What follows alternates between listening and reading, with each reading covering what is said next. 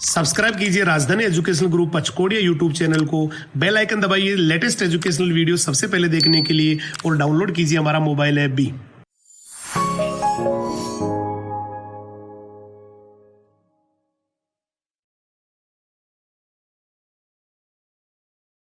जय राजधानी, आपका राजधानी एजुकेशनल ग्रुप में स्वागत है और माई सेल्फ सुरेश कुमार। आज हम ऑर्गेनिक केमिस्ट्री में बहुलक के बारे में पढ़ेंगे। किसके बारे में? बहुलक के बारे में। बहुलक क्या होते हैं, किस प्रकार के होते हैं और इनका क्या यूज होता है हमारे दैनिक जीवन में, किस प्रकार का इनका यूज होता है, ठीक है, इसके बारे में अपन अध्ययन करेंगे। तो अपन देखते हैं बहुलक। पॉलीमर क्या होता है? पॉलीमर। पॉलीमर बहुलक किसे कहते हैं? बहुलक क्या होता है कि उच्च अणुभार वाले ऐसे यौगिक जो अनेकों छोटे छोटे अणुओं के परस्पर संयुक्त होने से बनते हैं, बहुलक कहलाते हैं। छोटे छोटे मॉलिक्यूल्स हैं, वो जुड़कर एक बड़े बहुलक का निर्माण करते हैं, बड़े अणु का निर्माण करते हैं। क्या कहलाते हैं? बहुलक कहलाते हैं। ये बहुत सारी एकलक इकाइयों से मिलकर बने होते हैं, जैसे बहुलक, ठीक है। बहुलक, बहु और लक, ठीक है। बहु का मतलब है बहुत सारी इकाइयां। बहु का मतलब क्या है?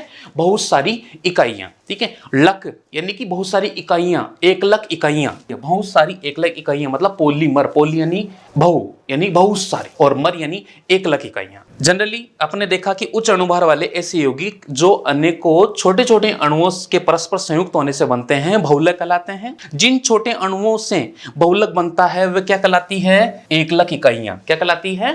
एकलक इकाइयां कहलाती है। तथा ये प्रक्रिया बहुलीकरण कहलाती है। ये प्रक्रिया क्या कहलाएगी? बहुलीकरण, यानी कि बहुलक निर्माण होता है, उस निर्माण की प्रक्रिया को अपन बोलेंगे बहुलीकरण। क्या बोलेंगे? बहुलीकरण, ठीक है। पॉलीमर किस भाषा से लिया गया है? तो ये पॉलीमर लिया गया है ग्रीक भाषा से। किससे? ग्रीक भाषा से। और ग्रीक भाषा का शब्द है पॉलीमिरोज। कौन सा शब्द है?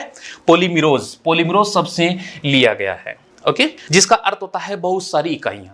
जिसका अर्थ क्या होता है? बहुत सारी इकाइयां। बहुलक की संरचना में बहुत बड़ी संख्या में सरल इकाइयों की पुनरावृत्ति होती है, ठीक है। पुनरावृत्ति क्या होती है ये अपन देखें कि पुनरावृत्ति किसे कहेंगे, पुनरावृत्ति किस प्रकार से होती है।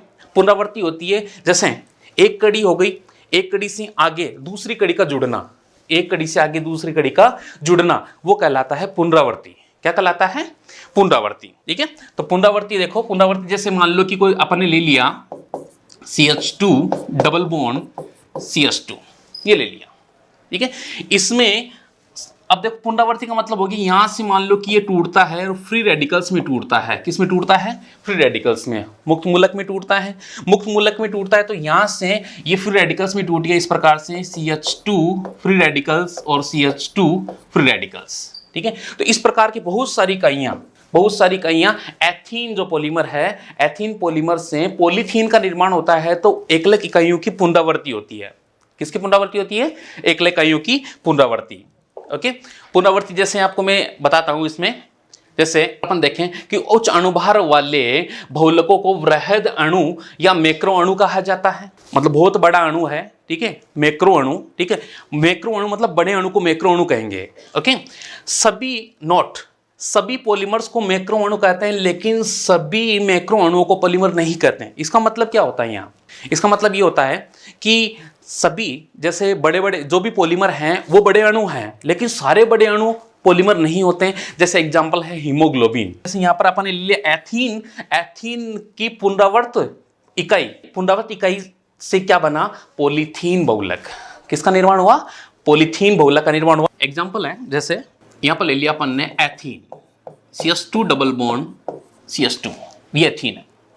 एथीन यहाँ से फ्री रेडिकल्स में टूटता है, यानी कि मुक्त मूलक में। किस में टूटता है? मुक्त मूलक में टूटता है। मुक्त मूलक में टूटेगा कैसे, किस प्रकार से टूटेगा? देखो ये टूटता है CH2 free radicals, CH2 free radicals, मुक्त मूलक में टूट गया। अब यानी कि ये है अपने पास में एथीन है, बहुत सारे एथीन है अपने पास में, बहुत सारे। एन का मतलब है बहुत सारे एकलक इकाइयां अपने पास में हैं, और वो एकलक इकाइयां आपस में जुड़ेगी। यानी कि अपन एक छोटा सा एग्जांपल लें कि जैसे 1 रुपया है, ठीक है, एक रुपए के अपने पास में 100 सिक्के हैं। कितने सिक्के हैं? 100 सिक्के। और उन्हीं को एक बहुलक के रूप में देखा जाए तो जनरली आप समझ गए होंगे कि उनका बहुलक क्या होगा, 100 का नोट। क्या होगा, 100 का नोट। यानी कि जनरली वो जुड़े नहीं हैं, लेकिन उनका एक तैयार एक पॉलीमर बना दिया गया, उनको जोड़कर एक पॉलीमर बना दिया गया। मतलब छोटा सा एग्जांपल समझने के लिए है, ठीक है, कि एक एक रुपए से जोड़कर 100 रुपए बना दिए, तो एक एक रुपए दिख नहीं रहे आपको। ओके, तो ऐसे ही इसमें भी यही होगा कि ये बहुत सारे अणु हैं, बहुत सारे मॉलिक्यूल्स हैं, और ये मॉलिक्यूल्स टूटते हैं मुक्त मूलक में। मुक्त मूलक में टूटकर बहुत सारे जैसे फ्री रेडिकल्स में टूट गए, CH2 फ्री रेडिकल्स, ठीक है। तो ये आपस में यहां से ये बॉन्ड बनेगा, क्या बन जाएगा, ये बॉन्ड, ठीक है। ये वाली फ्री रेडिकल्स है, ये फ्री रेडिकल्स यहां से बॉन्ड बना लेगा, ओके, जिससे पुनरावर्ती क्या होना, पुनरावर्ती होना, बार बार इन्हीं का मॉलिक्यूल्स का आते रहना, और एक निर्माण हो जाता है बहुलक का, जिसको अपन बोलते हैं CH2N, ठीक है, जिसको बोलेंगे पॉलीथीन। क्या बोलेंगे जिसे, पॉलीथीन, ठीक है। पॉलीथीन जनरली आपने नाम सुना होगा कि पॉलीथीन क्या होती है। आगे देखो कि बहुलकों का वर्गीकरण, क्लासिफिकेशन ऑफ पॉलीमर, बहुलकों का वर्गीकरण, बहुलकों को कितने भागों में किस आधार पर बांटा गया है, ठीक है, और कौन कौन से बहुलक होते हैं इसे। चलो आगे देखते हैं। फर्स्ट है अपना स्रोत पर आधारित बहुलक, यानी कि स्रोत यानी कहां कहां से प्राप्त होता है, कैसे प्राप्त होता है, किससे प्राप्त होता है, तो स्रोत के आधार पर वर्गीकरण। दूसरा देखते हैं संरचना पर आधारित वर्गीकरण है कि स्ट्रक्चर पर, उसका स्ट्रक्चर कैसी होती है, किस प्रकार की संरचना में वो पाया जाता है, ठीक है। तीसरा संश्लेषण के आधार पर, कैसे कैसे उसका संश्लेषण किया जाता है, उसके आधार पर वर्गीकरण पढ़ेंगे। चौथा अपन पढ़ेंगे आणविक बलों के आधार पर किस प्रकार के अंतरा आणविक बल उनके मध्य पाए जाएंगे, किस प्रकार के बल उनके मध्य पाए जाएंगे, उसके आधार पर वर्गीकरण पढ़ेंगे। पांचों पढ़ेंगे वृद्धि बहुलकों के आधार पर, ठीक है, किस प्रकार से उनकी ग्रोथ होती है और उन पॉलीमर्स का निर्माण होता है, तो अपन पढ़ेंगे।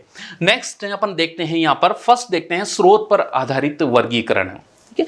तो देखो स्रोत के आधार पर वर्गीकरण में अपन देख सकते हैं कि पॉलीमर को 3 भागों में बांटा जा सकता है। कितने भागों में बांटा जा सकता है, स्रोत पर आधारित वर्गीकरण है, स्रोत के आधार पर 3 भागों में विभक्त किया जा सकता है, जिसमें फर्स्ट आता है प्राकृतिक बहुलक। कौन सा आता है, प्राकृतिक बहुलक। प्राकृतिक बहुलक क्या होते हैं, नॉर्मली आप समझ गए होंगे कि प्राकृतिक बहुलक यानी कि प्रकृति से प्राप्त होने वाले। कहां से प्राप्त होते हैं, प्रकृति से। प्रकृति में अब कहां कहां से हो सकते हैं, प्रकृति में अपन देखेंगे कि प्रकृति में कौन है, पेड़ पौधे हैं, जीव जानवर हैं, आदि से अपन को प्राप्त होने वाले बहुलक कहलाते हैं प्राकृतिक बहुलक।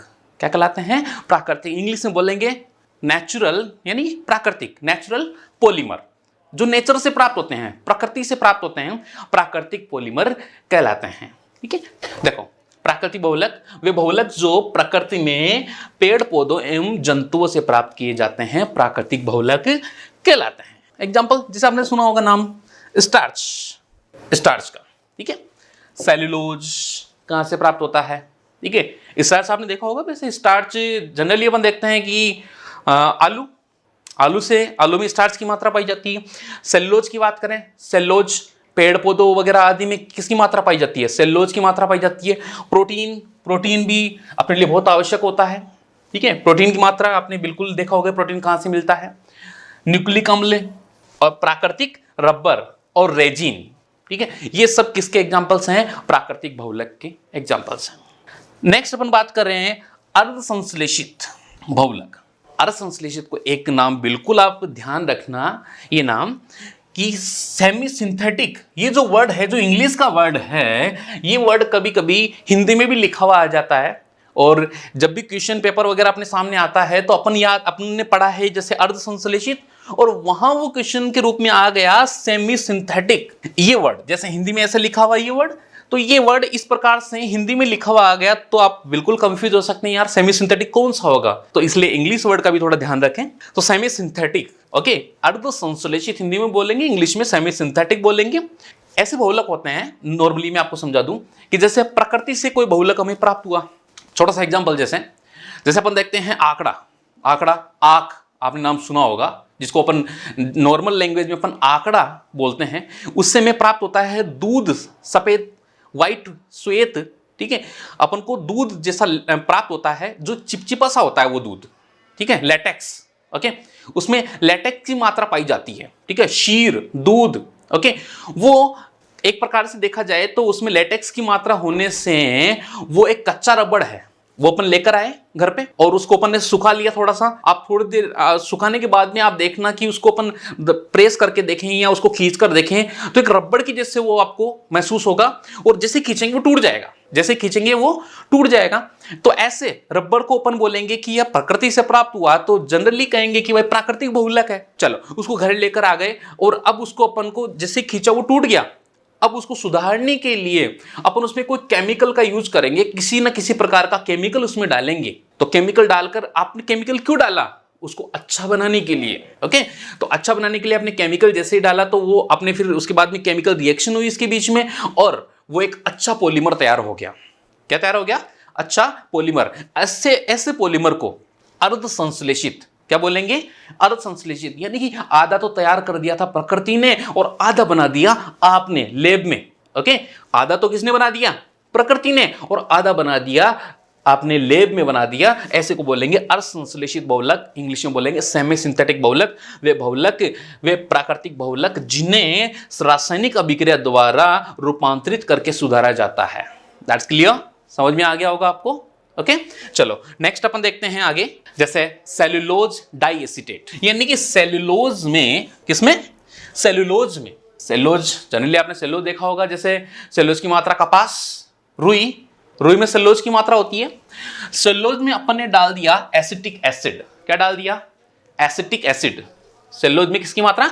Acetic acid. एसिटिक एसिड डालते ही उसमें निर्माण हो गया सेल्यूलोज डाइएसिटेट का, ओके। सेल्यूलोज में मिला दिया अपन ने नाइट्रिक एसिड। क्या मिला दिया?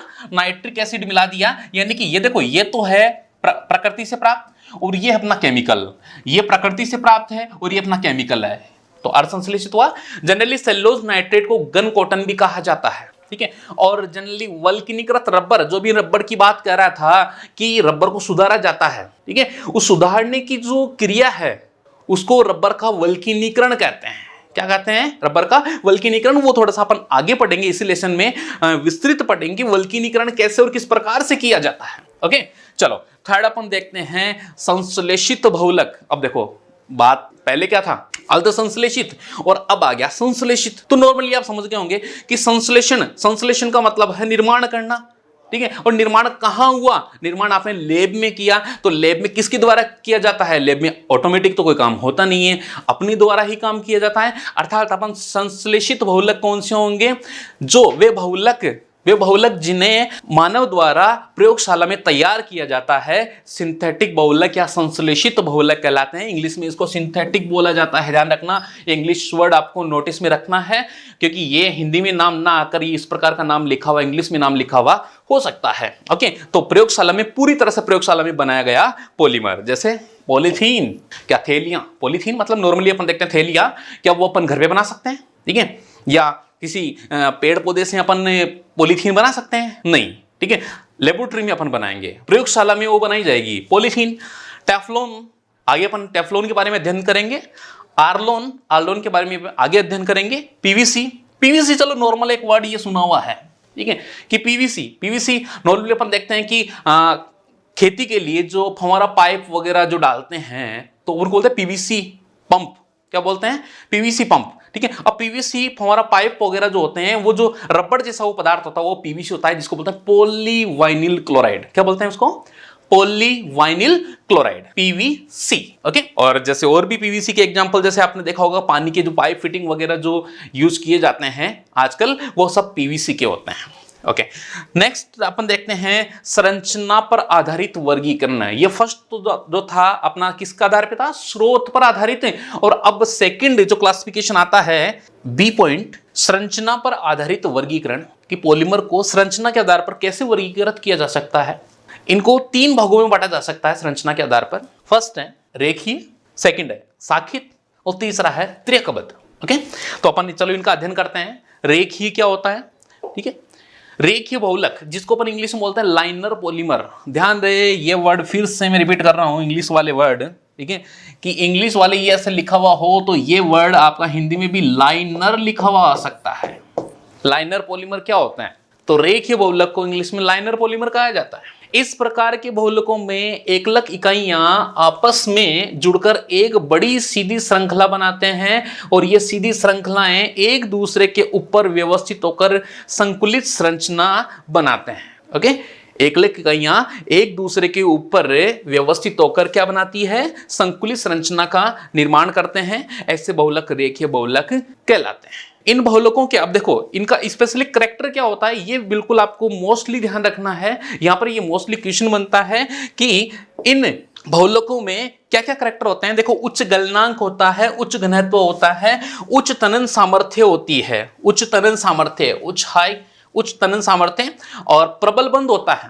ठीक है, तो अपन देखो एक अपन यहां पर एक संबंध पढ़ सकते हैं क्या कि प्रबल बंध है, स्ट्रॉन्ग बॉन्ड, मजबूत बंध है। तो आपको कोई व्यक्ति है जिसने बहुत मजबूती से आपको पकड़ लिया, तो आपको छुड़ाने के लिए आपको बड़ा जोर लगाना पड़ेगा। ठीक है, तो मेहनत करनी पड़ेगी। तो वही बात होगी, स्ट्रॉन्ग बॉन्ड है तो आप स्ट्रॉन्ग बॉन्ड को तोड़ने के लिए आप टेम्परेचर ज्यादा लगाओगे, तो फिर वो बॉन्ड टूटेगा। इसका मतलब होगा कि गलनांक उच्च होगा क्योंकि बॉन्ड क्या है, स्ट्रॉन्ग है। ओके, डेंसिटी घनत्व, डेंसिटी उच्च घनत्व है, तो उच्च घनत्व कैसा होगा, अरे जब स्ट्रॉन्ग बॉन्ड है, स्ट्रॉन्ग बॉन्ड कब होगा, जब मॉलिक्यूल्स पास पास में होंगे तो घनत्व क्या होगा उनका, उच्च होगा, और घनत्व उच्च होगा तो गलनांक भी उच्च होगा। राइट।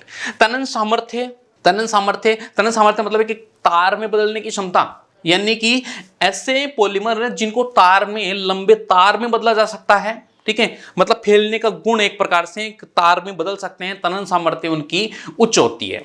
ओके, चलो, तो ये चारों कैरेक्टर आपको विशेष ध्यान रखने हैं। नेक्स्ट अपन देखते हैं, एग्जांपल देखते हैं, जैसे पॉलीथीन। ओके, अब पॉलीथीन भी भाई देखो आगे और अपन इसका डेफिनेशन पॉलीथीन के बारे में और विस्तृत अध्ययन भी करेंगे आगे कि पॉलीथीन कितने प्रकार की होती है। अब मार्केट में गए थैलियां अलग अलग प्रकार की होती है ना, कि अपन देखते हैं भाई सब्जी वाला थैली कौन सी देता है और दूसरा परचूनी वाला है वो कौन सी थैली देता है। तो उन थैलियों में थोड़ा सा अंतर तो होता ही है बिल्कुल। ठीक है, एक थोड़ी हल्की होती है, एक थोड़ी भारी होती है, अच्छी क्वालिटी की होती है। ठीक है, तो पॉलीथीन का अध्ययन आगे करेंगे। HDPE क्या है, ठीक है, इसका यहां पर इस वर्ड का विशेष योगदान है। पॉलीथीन कौन सी वाली, HDPE का मतलब है हाई डेंसिटी पॉलीएथीन। ठीक है, हाई डेंसिटी पॉलीएथीन मतलब उच्च घनत्व वाली पॉलीथीन। दूसरा एग्जांपल टेफ्लॉन, जिसका आगे अध्ययन करेंगे अपन। नायलॉन, इसका भी आगे अपन अध्ययन करेंगे। पॉलिएस्टर, इसका भी अपन आगे अध्ययन करेंगे। पीवीसी, अभी बताया था पीवीसी के बारे में। ठीक है, तो ये एग्जांपल्स, इन एग्जांपल्स का अपन विस्तृत सभी का और भी आगे अध्ययन करेंगे। अभी सिर्फ क्लासिफिकेशन चल रहा है, तो उसमें सिर्फ करेक्टर बताया कि इस प्रकार से इनका करेक्टर होता है और इस प्रकार से इनकी संरचना होती है। ओके, चलो नेक्स्ट देखते हैं।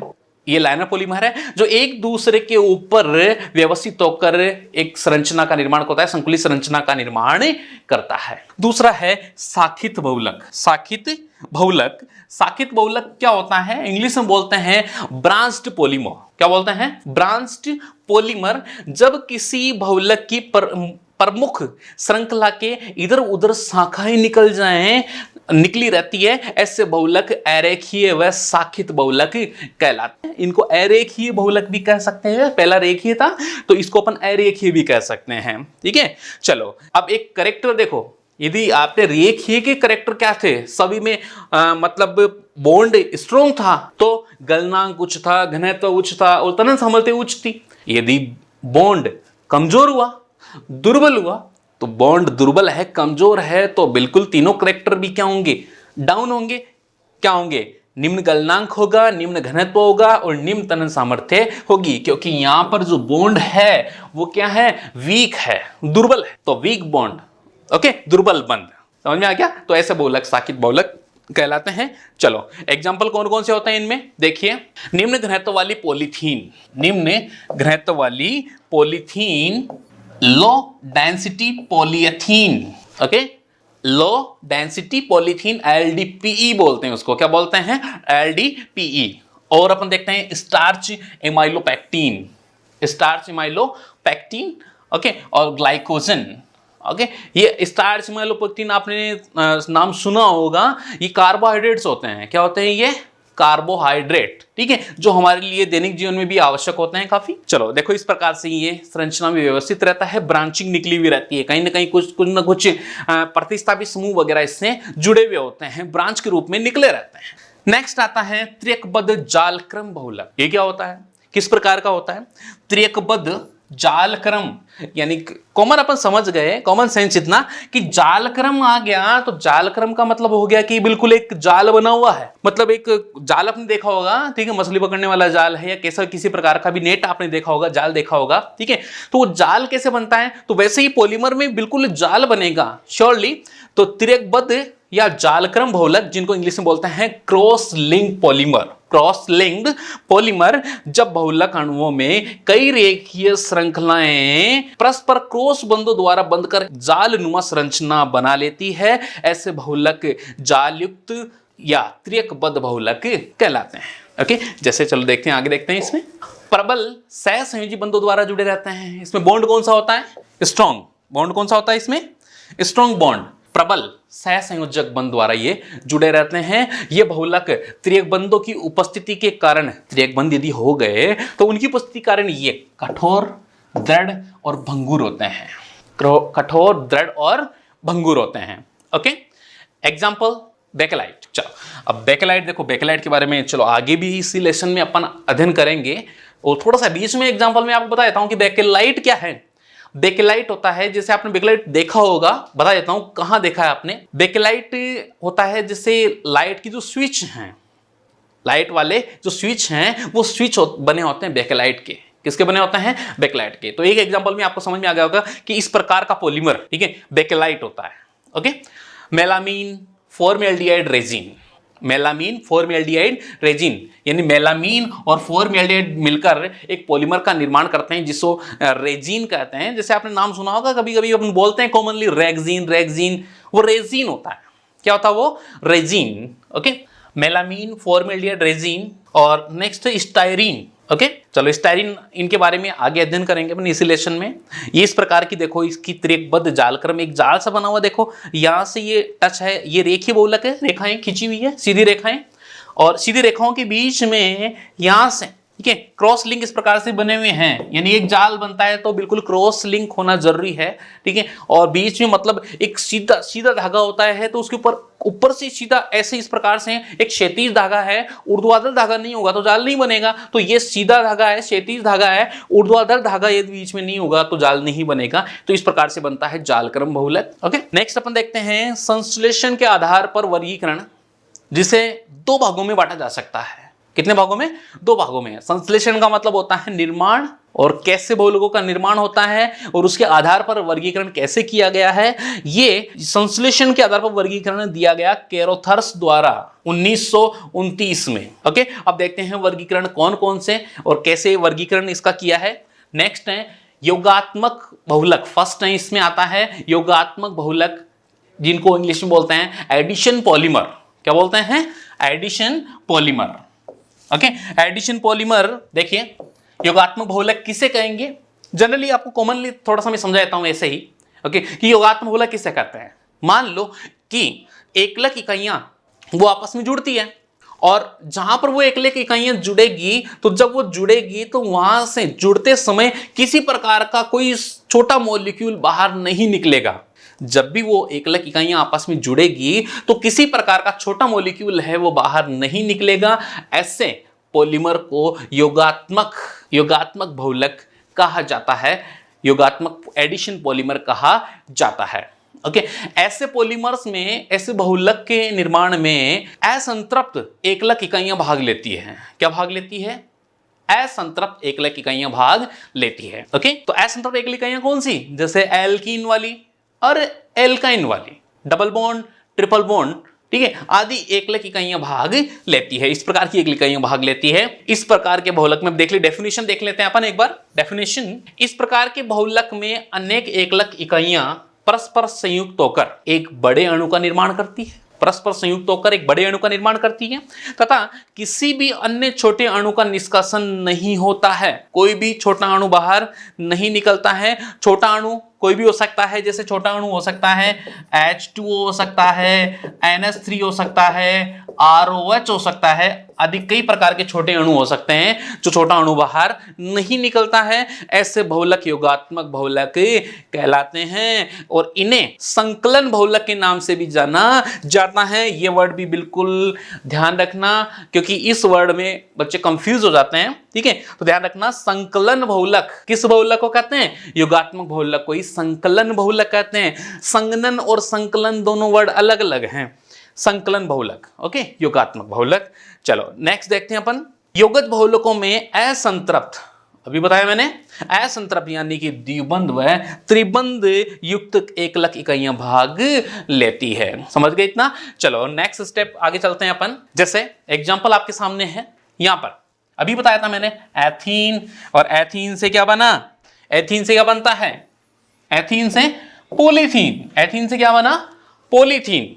ओके, डबल बॉन्ड है, इसमें डबल बॉन्ड है, तो डबल बॉन्ड वाली एक लेके आपस में जुड़ रही है, आपस में जुड़ रही है, तो किसी प्रकार का कोई छोटा मॉलिक्यूल बाहर नहीं निकलता है, तो ये बन गया पॉलीथीन। यहां से देखो एग्जांपल, दूसरा डिफरेंट एग्जांपल है, ये है 1,3-ब्यूटाडाइईन। 1,3-ब्यूटाडाइईन यानी कि इसमें क्या है? डबल बॉन्ड 1 2 3 4, ओके, यानी कि 1 नंबर पे डबल बॉन्ड है और 3 नंबर पे ये डबल बॉन्ड है। ओके, तो 1 नंबर और 3 नंबर पे और कितने कार्बन है? 4 कार्बन है। तो अपन इसको बोल सकते हैं, जैसे अपन नॉर्मली अपन आईपीसी नाम देखते हैं तो अपन ऐसे भी लिख सकते हैं, ब्यूट 1,3-डाइईन, ऐसे भी तो लिख सकते हैं कि ब्यूट 4 कार्बन है और 1 नंबर और 3 नंबर पे क्या जुड़ा हुआ है? डबल बॉन्ड है, तो ब्यूट 1,3-डाइईन भी अपन लिख सकते हैं, जिसको कॉमनली बोला जाता है 1,3-ब्यूटाडाइईन। 1,3-ब्यूटाडाइईन, समझ लेना।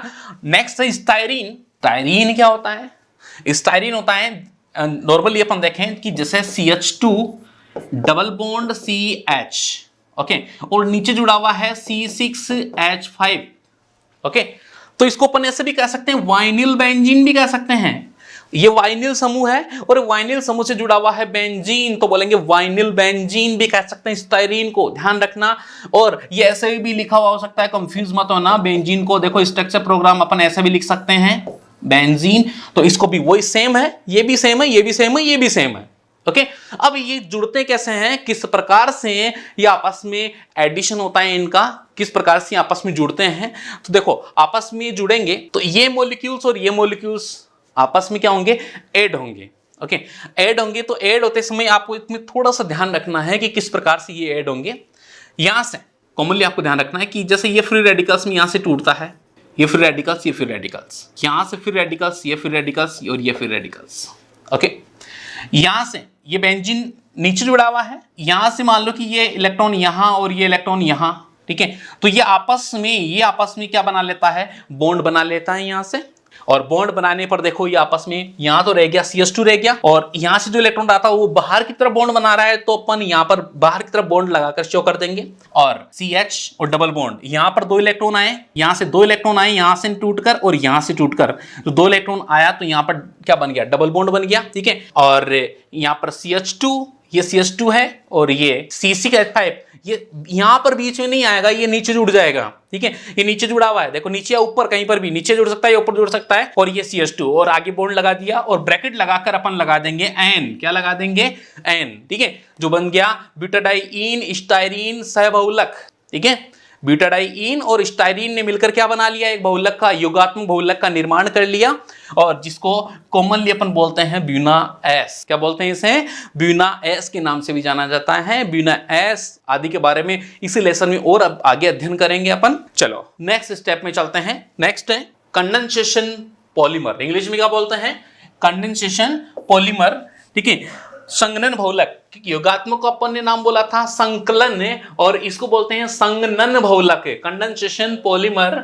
ऐसे कौन से पॉलीमर होते हैं? अब देखो पहले वाले में अपन ने देखा योगात्मक बहुलक में कि एकल इकाइयां जब जुड़ती है तो कोई किसी प्रकार का छोटा मॉलिक्यूल बाहर नहीं निकलता, लेकिन संगनन बहुलक में देखो जस्ट इसका उल्टा हो जाएगा कि एकल इकाइयां जब आपस में जुड़ेगी तो कोई ना कोई छोटा मॉलिक्यूल बाहर निकल जाएगा। तो देखिए कौन सा छोटा मॉलिक्यूल कौन सा होगा?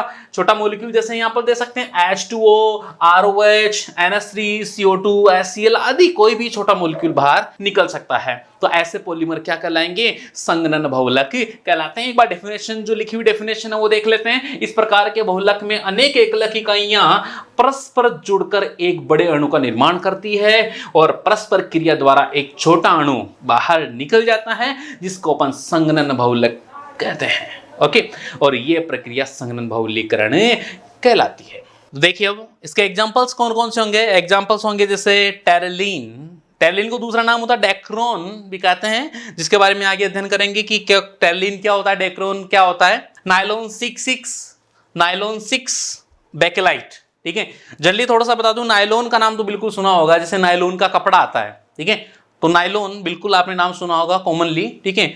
और नॉर्मली अपन घर पर वगैरह ऐसे नाम यूज करते रहते हैं। चलो नेक्स्ट पॉइंट अपन देखते हैं। इसमें जैसे एग्जांपल दे रखा है यहाँ पर कि नायलॉन 6 का एग्जांपल आपके सामने कि किस प्रकार से बनता है, छोटा मॉलिक्यूल कैसे निकलता है, ठीक है। चलो एक व्हाइट पेज में आपको समझा देता हूँ किस प्रकार से। चलो देखिए कि जैसे नायलॉन 6 आ गया, नायलॉन 6 बनाना है अपन को। नायलॉन 6 ओके, नायलॉन 6 बना होता है हेक्सामेथिलीन। ये नायलॉन जो 6 है वो बना होता है हेक्सामेथिलीन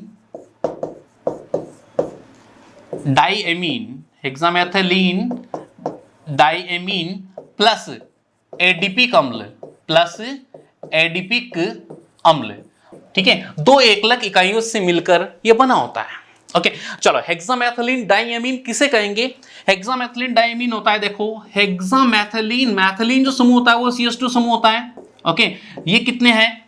6 समूह है। और इन CH2 समूह से यदि देखो मैथिलीन समूह का यूज कहां होता है? ओके, ये पहले भी मैं बता चुका और अपन अब दोबारा एक बार यहाँ पर देख लेते हैं कि मैथिलीन समूह किसे कहते हैं, कि मैथिलीन का यूज कब करते हैं। CH2 समूह का यूज, मैथिलीन नाम यूज कब करते हैं? जब कोई भी कार्बनिक श्रृंखला के हेड और टेल, ठीक है, हेड और टेल को मैं दूसरा नाम देता हूं अल्फा ओमेगा कार्बन। कौन सा? अल्फा ओमेगा कार्बन, ठीक है। अल्फा ओमेगा कार्बन मतलब अपन कह सकते हैं जैसे मान लो कि CH2, ठीक है। और यहां पर जैसे मान लो कोई भी X समूह और यहां पर कोई X समूह जुड़ा हुआ है, 2 समूह जुड़े हुए हैं, ठीक है। यानी कि हेड और टेल वाले कार्बन, हेड और टेल का मतलब है पहला कार्बन और लास्ट कार्बन, ठीक है। पहले और लास्ट कार्बन पे कोई प्रतिस्थापी जुड़ा हुआ हो और पूरी श्रृंखला में सिर्फ और सिर्फ CH2 समूह आता हो, तो ऐसी चेन को अपन मैथिलीन किस नाम से बोलेंगे? मैथिलीन। CH2 समूह को मैथिलीन बोलेंगे। कितने मैथिलीन है तो उसके पहले पूर्व लगन बोल दिया जाएगा, संख्यात्मक पूर्व लगन बोल दिया जाएगा। जैसे इसमें 4 मैथिलीन है, CH2 4 मैथिलीन है तो बोलेंगे टेट्रामैथिलीन। क्या बोलेंगे इसे? टेट्रामैथिलीन। तो बताओ इसमें कितने हैं? 6। कितने हैं? 6। तो अपन बोलेंगे हेक्सामेथिलीन। और बताओ इसमें कौन सा सब्स्टिट्यूट जुड़ा हुआ है, प्रतिस्थापी कौन सा जुड़ा हुआ है इसमें प्रतिस्थापी। चलो थोड़ा खोल के मैं समझाता हूं इसे कि जैसे मान लो CH2 है, CH2, ठीक है, और CH2, ओके। और यहां पर जुड़ा हुआ है एमीन, देखो हेक्सामेथिलीन 1 2 3 4 5 6, और यहां पर भी जुड़ा हुआ है NH2 diamine, hexamethylene diamine, okay. Plus adipic अम्ल क्या हो गया? एडिपिक अम्ल होता है, देखिए CH2 होल 4, ठीक है। CH2 कितने हैं? 4 है। और इसके हेड और टेल देखो सेम कंडीशन, COOH, ठीक है, और COOH यानी कि carboxylic acid OH plus, okay. देखो इसमें भी कितने कार्बन है? 6 कार्बन है, ओके। और इसमें भी देखो कार्बन की संख्या देखो आप 4 5 और 6, ठीक है। इसको बोलेंगे एडिपिक अम्ल। क्या बोलेंगे इसे? एडिपिक अम्ल। अब देखो दोनों आपस में कैसे संघनन करते हैं, आपस में जब जुड़ते हैं तो छोटा मॉलिक्यूल निकलेगा। ये भी बहुत सारे हैं और ये भी बहुत सारे हैं, N लगा दिया। अब देखो यहां से निकल गया HOH, क्या निकल गया? HOH। तो यहां से भी H निकल जाएगा और यहां से भी क्या निकल जाएगा? OH निकल जाएगा। तो बताओ एक स्ट्रक्चर प्रोग्राम तैयार हो गया अपने पास में N। तो यहां से तो H निकल गया तो इसको बॉन्ड खाली छोड़ देंगे और H और CH2 इसको देखो CS2 कितनी बार है, 6 बार है, इसलिए मैं इसको थोड़ा शॉर्ट कर देता हूं, इसको 6 लिख देता हूं। क्या लिख दिया मैंने, 6 से। और यहां पर देखो नीचे क्या बच गया, NH बच गया। NH से देखो, NH जब ये ब्रेक हो रहा है तो यहां से ये जब ब्रेक हो रहा है तो कौन भी साथ में जुड़ रहा है, इसके CO समूह सामने वाला जुड़ रहा है, तो bond C double bond O और CH2 होल 4 और CO। ओके, अब देखो यहां पर छोटा छोटा कोष्टक ऑलरेडी आ रहा है, तो अपन एक बड़े कोष्टक का यूज करेंगे, और क्या लगा दिया मैंने, N। ओके, तो इसका ये नाम बन गया नायलॉन। क्या है ये, नायलॉन। अब एक क्वेश्चन और आता है कि 6 क्यों बोला, यहां पर इस एग्जांपल में 6 क्यों बोला। 6 इसलिए बोला कि देखो इसमें कितने कार्बन है, 6 कार्बन है, इसमें कितने कार्बन है, 6 कार्बन है। ये जो संख्या है वो कार्बन की संख्या होती है, तो नायलॉन 6 या नायलॉन 66 भी कभी कभी इसे बोला जाता है ऐसा, ठीक है। बाकी नायलॉन 6 को बोलकर ही इसको यूज किया जाता है। ओके, आ गया समझ में इतना। चलो आगे बढ़ते हैं। अब ये एग्जांपल समझा दिया मैंने। नेक्स्ट है आणविक बलों के आधार पर वर्गीकरण। किस प्रकार से इनका वर्गीकरण किया गया है आणविक बलों के आधार पर, ठीक है। देखो इस प्रकार के बहुलक यांत्रिक गुणों की तनन सामर्थ्य, प्रत्यास्थता, चर्मलता, कठोरता आदि पर निर्भर रहते हैं। इनके अणुओं के मध्य अंतरा आणविक बल पाया जाता है। इनके अणुओं के मध्य क्या पाया जाता है, अंतरा आणविक बल पाया जाता है। श्रृंखला वृद्धि के साथ साथ अंतरा आणविक बलों में प्रबलता आती जाती है। जैसे श्रृंखला बढ़ती जाती है वैसे वैसे अंतरा आणविक बलों में क्या आती जाती है, प्रबलता, स्ट्रोंग होते जाते हैं। अंतरा आणविक बल स्ट्रोंग होते जाते हैं। इन्हें 4 भागों में बांटा गया है। कितने भागों में बांटा गया है, 4 भागों में। देखिए नेक्स्ट 4 भाग कौन कौन से हैं। पहला है प्रत्यास्थ बहुलक। फर्स्ट कौन सा आता है, प्रत्यास्थ बहुलक, ठीक है। प्रत्यास्थ बहुलक को इंग्लिश में बोलते हैं इलास्टोमर। क्या बोलते हैं इन्हें, इलास्टोमर कहते हैं। अब इलास्टोमर क्या होते हैं, देखो एक नॉर्मल से आपको मैं समझा दूं नॉर्मली कि इलास्टोमर क्या होता है। आप देखते हो इलास्टिक, नाम सुना होगा आपने, इलास्टिक, ठीक है। इलास्टिक क्या होता है, रबड़। इलास्टिक क्या होता है, रबड़, ठीक है। अब रबड़ कई प्रकार का होता है, ठीक है। अपने पहनने वाले कपड़ों में भी होता है रबड़, ठीक है। बहुत से जैसे आप देखते हो बालों में भी, मतलब ऐसा बालों को एक जगह करने के लिए, चोटी बनाने के लिए रबड़ का यूज किया जाता है, ठीक है। तो रबड़ नॉर्मली, रबड़ में जो बदलने का गुण होता है, फैलने का गुण होता है, ठीक है, वो फैलने का गुण होता है इलास्टोमर। क्या होता है, इलास्टोमर, प्रत्यास्थ गुण। क्या बोलेंगे उसे, प्रत्यास्थ गुण बोलेंगे। और ऐसे बहुलकों को जिनमें फैलने का गुण होता है, और फैलने का गुण में भी देखो क्या होता है, जैसे ही फैला और आप छोड़ते हो तो पुनः अपनी स्थिति में आ जाता है, तो ऐसा गुण, ऐसे गुण को बोलेंगे प्रत्यास्थ गुण, और ऐसे बहुलक को प्रत्यास्थ बहुलक कहा जाता है। इंग्लिश वाला वर्ड आप जरूर ध्यान रखना, इलास्टोमर। क्या होता है इंग्लिश, इलास्टोमर। प्रत्यास्थ बहुलक, इलास्टोमर बहुलक कौन से होते हैं कि इस प्रकार के बहुलकों में श्रृंखलाएं आपस में दुर्बल अंतरा आणविक बलों द्वारा जुड़ी रहती है, और इनमें तन्यता का गुण पाया जाता है। तन्यता का गुण क्या होता है कि अर्थात इन्हें खींचकर लंबा किया जा सकता है तथा बल हटाने पर पुनः अपनी स्थिति में आ जाते हैं, और अक्रिस्टलीय होते हैं। कैसे होते हैं ये, अक्रिस्टलीय। ओके, यानी कि इलास्टोमर, इलास्टिक, देखो एक नॉर्मल सा एग्जांपल कि इलास्टिक क्या होता है, आपने नाम सुना होगा इलास्टिक रबर, ठीक है। मतलब एक प्रकार से इलास्टिक अपन रबर के लिए भी थोड़ा सा यूज कर सकते हैं कि रबर जैसा होता है, ओके। और ऐसे गुण को इलास्टोमर कहते हैं कि जैसे रबर होता है उसको खींचो फैल जाएगा, छोड़ो वापस आ जाएगा, ओके। तो रबर कई सारे अपन यूज करते हैं, दैनिक जीवन में रबर का काफी यूज होता है। तो ऐसे पॉलीमर को प्रत्यास्थ बहुलक और अपन कह सकते हैं यहां पर कि ऐसे को इलास्टोमर बहुलक या प्रत्यास्थ बहुलक कहा जा सकता है, ओके। और ऐसे गुण को प्रत्यास्थ गुण कहा जा सकता है। ऐसे बहुलकों में प्रत्यास्थता का गुण त्रिक बंद बनाकर बढ़ाया जा सकता है। ऐसे करैक्टर को कैसे बढ़ा सकते हैं, उनके मध्य त्रिक बंद बनाकर बढ़ा सकते हैं। त्रिकबंध अभी पढ़ा था आपने, त्रिकबंध कौन सा होता है, क्रॉस, ठीक है। क्रॉस बंध जो रेखीय बहुलकों के मध्य क्रॉस बंध जो जुड़ा होता है, बीच बीच में जुड़ा होता है, ऐसे बंध को त्रिकबंध कहा जाता है। तो ऐसे त्रिकबंध हो गया तो वो मजबूत हो जाएगा। क्या हो जाएगा, वो मजबूत हो जाएगा। चलो आगे देखते हैं एग्जाम्पल।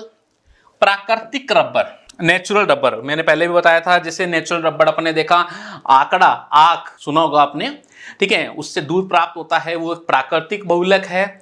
और उस दूध में जो रबर होता है, दूध में जो रबर है वो रबर एक प्राकृतिक बहुलक है। और उस प्राकृतिक बहुलक को लैब में लाकर, प्रयोगशाला में लाकर उसमें कुछ ऐसा पदार्थ मिला दिया जाए या कुछ ऐसा रसायन मिला दिया जाए जिससे वो मजबूत हो जाए, वो जो कच्चा रबर है वो अच्छा बन जाए। अच्छा बनने पर ऐसे पॉलीमर को अपन कह सकते हैं प्रत्यास्थ बहुलक कह सकते हैं या प्रत्यास्थ रबर कह सकते हैं। जैसे एग्जांपल है, प्राकृतिक रबर में गंधक मिला दिया जाए, क्या मिला दिया जाए, गंधक, सल्फर मिला दिया जाए तो, और सल्फर मिलाकर उसे क्या किया जाए, गर्म करने पर सल्फर सेतु के रूप में त्रिएक बंध बना लेता है। बीच बीच में सल्फर जुड़ जाएगा, जो बॉन्ड है उनके बीच में क्या जुड़ जाएगा, सल्फर। जैसे एग्जांपल, छोटा सा एग्जांपल इस प्रकार से यहां पर थोड़ा समझाता हूं। जैसे ये रेखीय बहुलक है, ओके, क्या है ये, रेखीय बहुलक है। और इस रेखीय बहुलक में बीच में क्या, कौन आ गया, सल्फर। बीच में कौन आ गया, सल्फर। बीच में यहां पर आ गया सल्फर, आ गया, यहां बीच में सल्फर आ गया, ओके।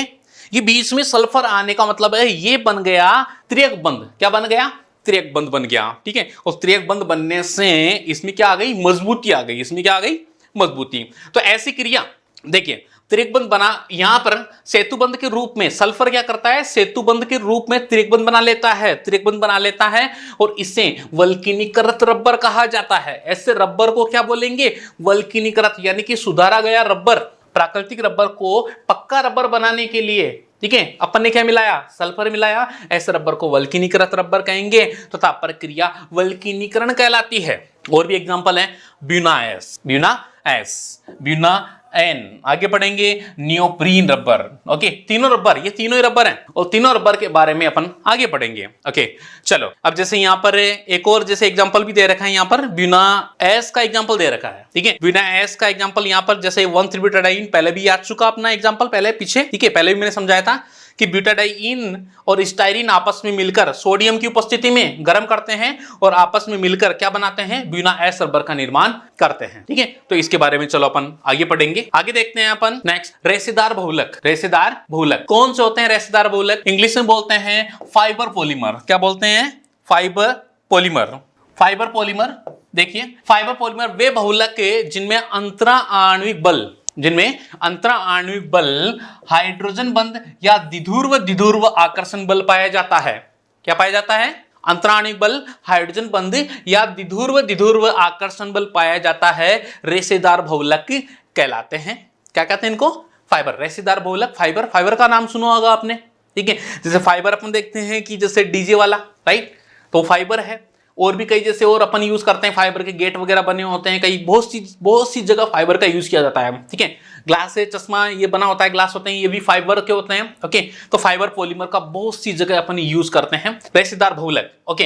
इन बहुलकों में प्रबल बंध उपस्थित होता है। कौन सा बंध होता है, प्रबल बंध। प्रबल बंध उपस्थित होने के कारण अणु पास में रहते हैं। स्ट्रॉन्ग बॉन्ड होगा तो स्ट्रॉन्ग बॉन्ड का मतलब वो बहुत ज्यादा, अणु बहुत दूर है और इतना बड़ा बंध है तो वो तो मजबूत हो ही नहीं सकता, वो तो वीक बॉन्ड होगा। यानी कि अणु पास में होंगे और एक छोटा सा बॉन्ड है वही स्ट्रॉन्ग बॉन्ड होगा, ठीक है। ज्यादा दूरी होगी तो वो बॉन्ड क्या हो जाएगा, वीक बॉन्ड हो जाएगा, ओके। अतः ये बहुलक क्रिस्टलीय प्रकार के होते हैं। कैसे होते हैं ये, क्रिस्टलीय, ओके। जैसे एग्जांपल है नायलॉन 66, टेरलिन डेक्रॉन, जिसको पॉलिएस्टर के नाम से भी जाना जाता है, ओके। चलो, यहां पर जैसे एग्जांपल पहले भी मैं समझा चुका, ये एग्जांपल, ये वही एग्जांपल है नायलॉन 66 वाला जो अपन ने जस्ट अभी पीछे पढ़ा था, ठीक है। सेम एग्जांपल यहां पर भी मैंने एक्सप्लेनेशन में दे दिया है थोड़ा सा समझने के लिए कि हेक्सामेथिलीन डायमीन और एडीपी कमल आपस में मिलकर नायलॉन 66 का निर्माण करते हैं और एक छोटे मॉलिक्यूल का निष्कासन होता है, बाहर निकल जाता है, ओके।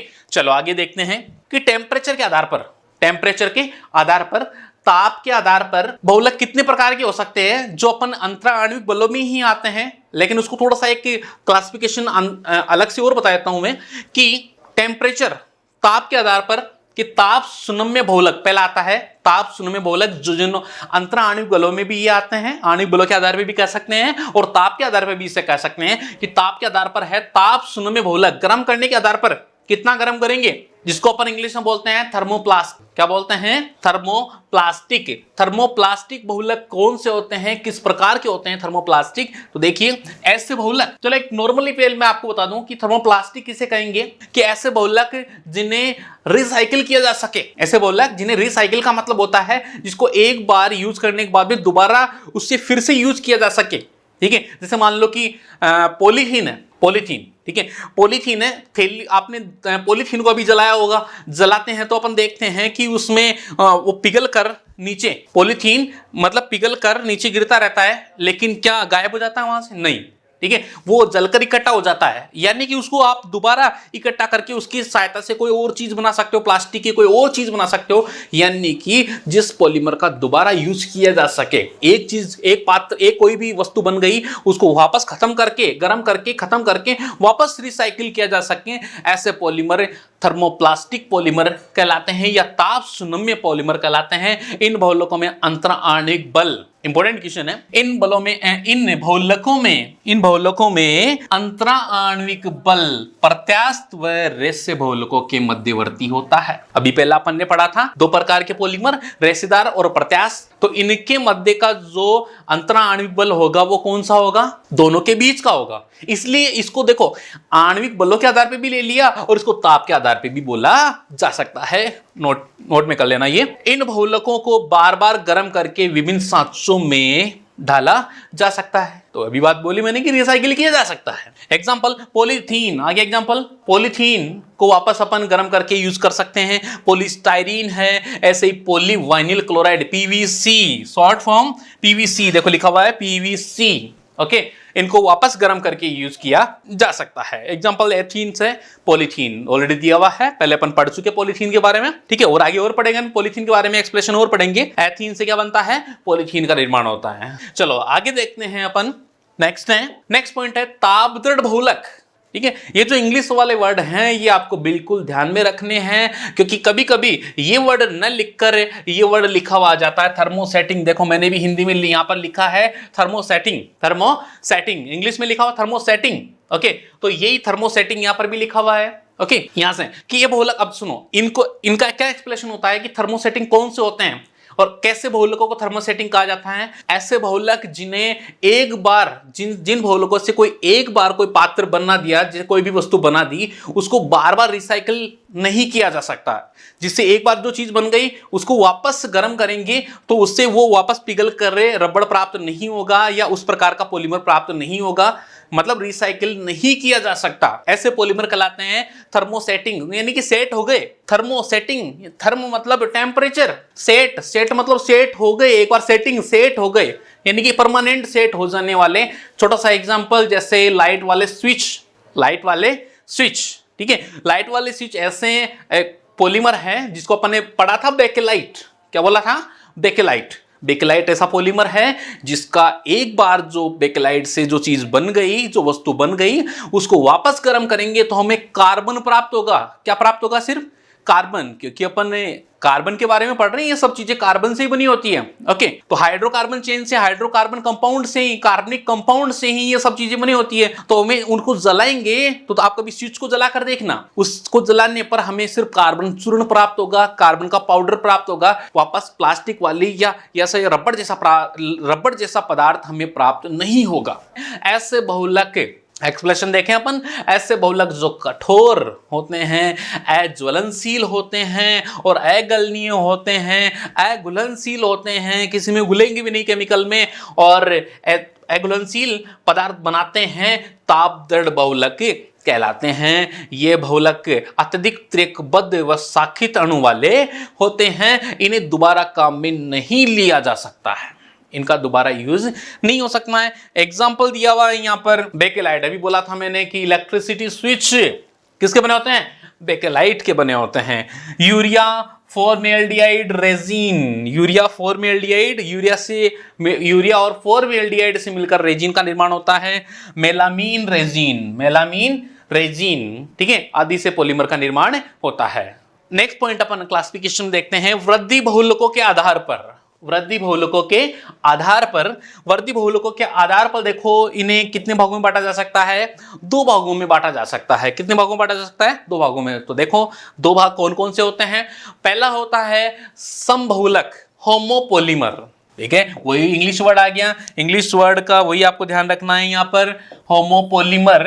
होमोपोलीमर कौन से, ये हिंदी में लिखा हो सकता है होमो बहुलक, होमो बहुलक यानी कि सम बहुलक को होमो बहुलक। अब कोमल देखो मैं आपको समझा दूं नॉर्मली कि सम बहुलक कैसे कहेंगे, कि ऐसे बहुलक जिनमें एक ही प्रकार की एकलक इकाइयां भाग लेगी। ऐसे बहुलक जिनमें कौन सी, एक ही प्रकार की एकलक इकाइयां भाग लेगी, ऐसे बहुलक कहलाते हैं सम बहुलक। क्या कहलाते हैं, सम बहुलक कहलाते हैं। ऐसे बहुलक जो एक ही प्रकार की एकलक इकाइयों से मिलकर बने होते हैं सम बहुलक कहलाते हैं। इंग्लिश में होमोपोलीमर कहा जाता है। एग्जांपल है जैसे वाइनिल क्लोराइड, दे रखा है यहाँ पर एग्जांपल, वाइनिल क्लोराइड, ठीक है, सूत्र होता है इसका CH2 double bond CaCl, vinyl chloride. Okay, इसका पोलीमराइजेशन होगा, पोलीमराइजेशन होगा तो देखो यहां से पोलीमराइजेशन होकर free radical vinyl polymerisation. Okay, तो यहां से देखो क्या बन गया, PVC, ठीक है, पोलीवाइनिल क्लोराइड। क्या बन गया, पोलीवाइनिल क्लोराइड। तो ध्यान रखना है ये एग्जांपल्स। चलो और आगे अपन देखेंगे इनके बारे में। नेक्स्ट टाइप आता है विषम या सहबहुलक, विषम या सहबहुलक। ये विषम या सहबहुलक क्या होता है, देखो विषम को अपन कहते हैं इंग्लिश में हेट्रो, विशेष वर्ड, ये हिंदी में लिखा हुआ आ सकता है हेट्रो, लिखा हुआ आ सकता है, ठीक है। और हेट्रो और दूसरा नाम है सहबहुलक, सह का मतलब है इंग्लिश में कोपोलीमर, और ये हिंदी में कोबहुलक के नाम से भी बोला जाता है, कोबहुलक, कोबहुलक, बिल्कुल ध्यान रखना, कोबहुलक के नाम से भी इसे बोला जाता है। विषम बहुलक या सहबहुलक ऐसे बहुलक जो एक से अधिक प्रकार की एकलक इकाइयों से मिलकर बने होते हैं, जिनमें एकलक इकाइयां क्या होती है, अलग अलग होती है, ऐसे बहुलक कहलाते हैं सहबहुलक, विषम बहुलक कहलाते हैं, हेट्रोपोलीमर या कोपोलीमर इन्हें कहा जाता है। एग्जांपल है ब्यूनाएस, पढ़ चुके अपन, ब्यूनाएस किससे बनता है, 1,3-ब्यूटाडाइईन और स्टाइरीन, बताओ दोनों अलग अलग एकल इकाई है, ठीक है। तो अलग अलग एकल इकाइयों से मिलकर बने हुए पॉलीमर कहलाते हैं विषम बहुलक या सहबहुलक, करेक्ट। आगे समझ में इतना। आगे चलते हैं बहुलक के टाइप्स, प्रकार, कि नॉर्मली बहुलक को कितने भागों में बांटा जा सकता है। बहुलक को दो प्रकार से, टू टाइप्स में बहुलक को अपन डिवाइड कर सकते हैं। पहला बहुलक योगज प्रकार के बहुलक और दूसरा संघनन प्रकार के बहुलक। योगज बहुलकों को अपन श्रृंखला वृद्धि बहुलक भी कहते हैं। कौन सा बहुलक कहते हैं, श्रृंखला वृद्धि, जिसमें श्रृंखला की वृद्धि होती है। ऐसे बहुलक जिनमें श्रृंखलाओं की वृद्धि होती है, देखो कैसे होगी अपन देखेंगे। संघनन बहुलक, देखो इनकी परिभाषा अपन डेफिनेशन तो पढ़ चुके हैं, योगज की और संघनन की। ओके, तो योगज श्रृंखला वृद्धि बहुलक, संघनन पदंश वृद्धि बहुलक, जिसमें पदों की वृद्धि होती है। किसकी वृद्धि होती है, पदों की वृद्धि होती है। ऐसे बहुलक कहलाते हैं पदंश वृद्धि बहुलक। बहुलक के प्रकार, टाइप्स ऑफ पॉलीमर। ओके, सामान्य बहुलक अभिक्रियाएं दो प्रकार की हो सकती है। कितने प्रकार की हो सकती है, दो प्रकार की। कौन कौन सी, फर्स्ट है योगज, योगज अभिक्रिया या योगज बहुलक जिसे अपन कहें, श्रृंखला वृद्धि बहुलक कहलाते हैं। ओके, योगज के बारे में अपन पढ़ चुके, योगात्मक बहुलक को योगज बहुलक भी कहते हैं। ओके, दूसरा आता है संघनन बहुलक, जिसको पदंश वृद्धि बहुलक भी कहा जाता है। ओके, चलो ये इनकी डेफिनेशन क्या होती है देखिए। नेक्स्ट फर्स्ट आता है इसमें योगज या योगात्मक बहुलक, जो आप पहले भी पढ़ चुके। योगात्मक बहुलक कौन से होते हैं, ऐसे बहुलक जिनमें एकलक इकाइयां जब आपस में मिलती है तो किसी प्रकार का छोटा मॉलिक्यूल बाहर नहीं निकलता है। छोटा मॉलिक्यूल जैसे H2O, ROH, NH3 आदि कई प्रकार के छोटे मॉलिक्यूल्स होते हैं जो बाहर नहीं निकलते हैं, पहले अपन पढ़ चुके इसमें। ओके, देखो डेफिनेशन, इस प्रकार के बहुलकन में बहुलक एक ही प्रकार के एकलक अथवा भिन्न प्रकार के एकलकों के अणुओं के परस्पर योग से मिलकर बनते हैं।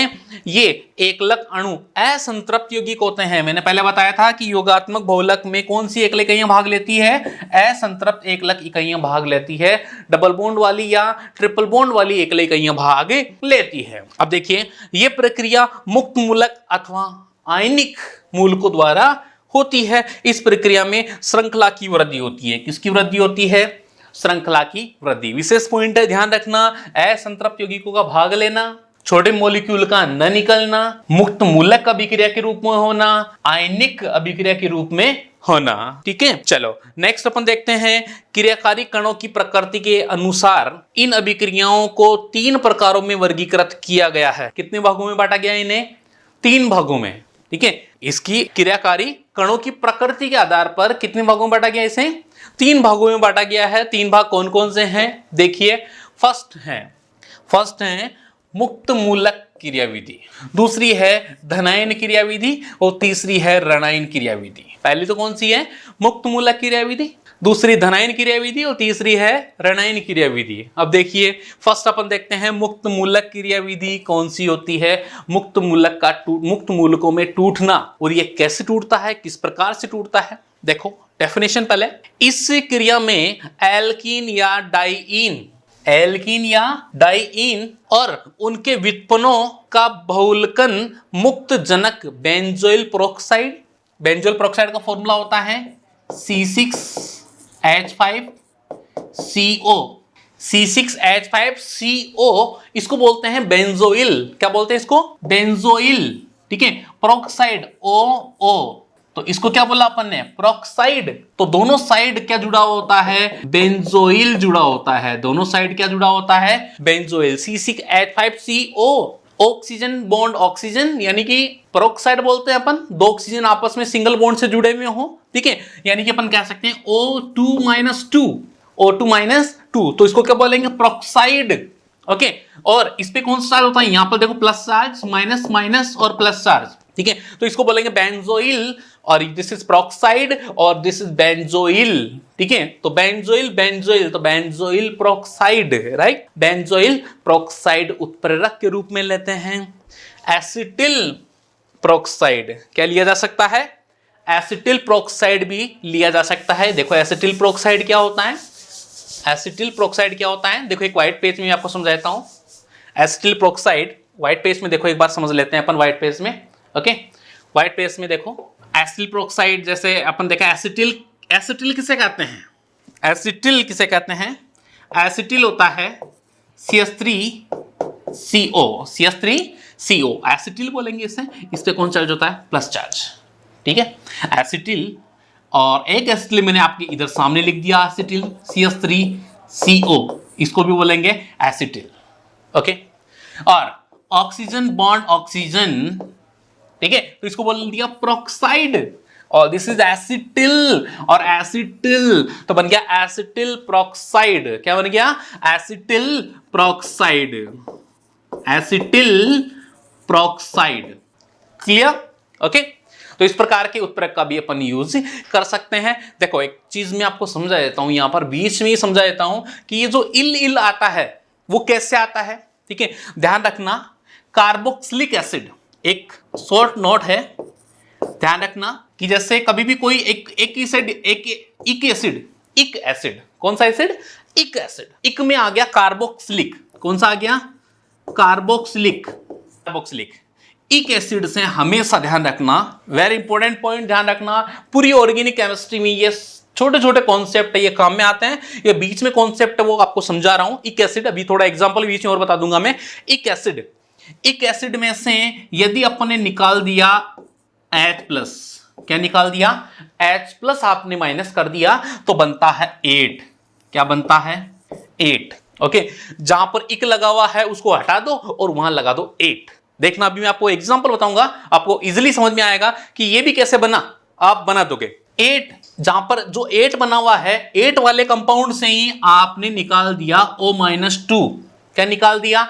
O-2 निकाल दिया आपने, ऑक्सीजन निकाल दिया, ऑक्साइड निकाल दिया तो बन जाएगा इल। क्या बन जाएगा? इल। 8 को हटा दो, इल लगा दो। इक को हटाओ, 8 लगाओ। कब? जब हाइड्रोजन H+ आयन बाहर निकाल देंगे। एग्जांपल देखेंगे अभी। और 8 को हटाएंगे, इल लगाएंगे। कब लगाएंगे? जब वहां से ऑक्साइड बाहर निकल जाएगा। ओके, छोटा सा एग्जांपल है आपके सामने, देखिए एग्जांपल क्या होगा यहां पर।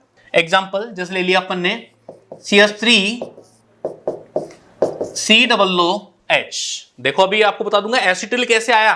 ठीक है, नॉर्मली आपने इसका नाम सुना होगा एसिटिक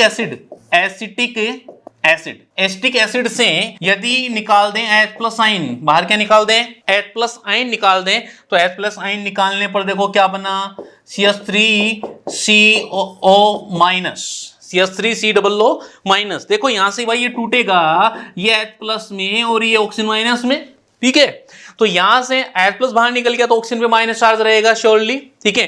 तो यहां पर आ गया CH3COO माइनस। तो मैंने कहा था कि इक को हटाओ और क्या लगा दो, यहां से जो इक है इक को हटा दो और क्या लगा दो, 8 लगा दो, तो बन गया देखो एसीटेट। क्या बन गया, एसीटेट। बिल्कुल आप पढ़ोगे CH3COO को एसीटेट ही कहा जाता है। चलो सेकंड रूल बताया मैंने कि यहां से ऑक्साइड बाहर निकाल दो, ऑक्साइड बाहर निकलेगा तो देखो यहां से ये इलेक्ट्रॉन लेकर चला जाएगा यहां से, तो ये ऑक्सीजन पे ऑलरेडी माइनस है तो एक माइनस और आ जाएगा और कार्बन पे क्या आ गया, प्लस चार्ज आ गया। तो यहां पर देखो क्या बचेगा, CH3C double bond O plus, CH3C double bond O plus, जिसको बोलेंगे, देखो मैंने कहा था कि 8 को हटाओ और इल लगा दो तो हो जाएगा एसिटिल। क्या बन गया, एसिटिल। बोलो आ गया एसिटिल। ओके, तो ये आपको एक जो पॉइंट है, ये ट्रिक है, ये बिल्कुल ध्यान में रखनी है। ये ऐसे बेसिक कॉन्सेप्ट होते हैं जो बिल्कुल आपको ध्यान में रखने हैं। क्लियर।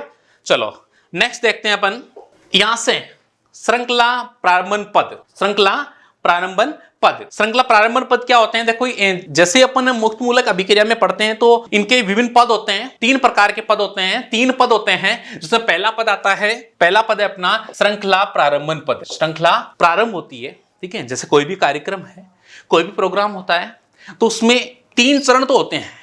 एक तो प्रारंभिक चरण, दूसरा यदि कार्यक्रम चल रहा है उसको बोलेंगे कि भाई कार्यक्रम चल रहा है तो उसको बोलेंगे संचरण पद, और कार्यक्रम का एंड होने वाला है तो उसको बोलेंगे समापन। क्या बोलेंगे, समापन।